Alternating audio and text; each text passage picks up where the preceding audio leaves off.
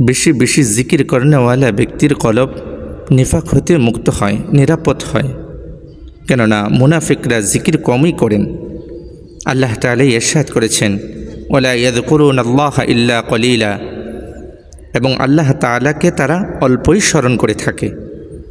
হযরত কাব রাদিয়াল্লাহু তাআলা আনহু বলেন, যে ব্যক্তি অধিক পরিমাণে জিকির করে সে নিফাক হতে মুক্ত।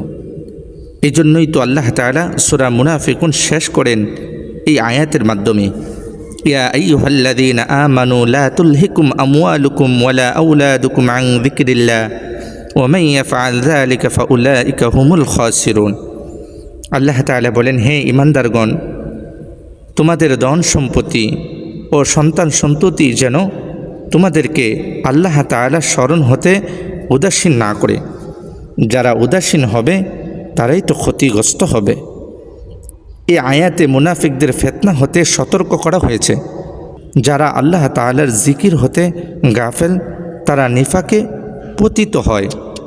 খারিজি সম্পর্কে সাহাবায়ে কেরামের কাছে প্রশ্ন করা হলো, তারা কি মুনাফিক? তারা জবাব দিলেন, না, মুনাফিকরা তো আল্লাহ তাআলাকে কমই স্মরণ করে। জিকির কম করা নেফাকের আলামত, আর বেশি বেশি জিকিরকারী ব্যক্তি নিফাক হতে মুক্ত। আল্লাহ তাআলা জিকিরকারী কলবকে নিফাকে পতিত করেন না। আল্লাহ তাআলার জিকির হতে গাফেল কলবেই নিফাকে পতিত হয়।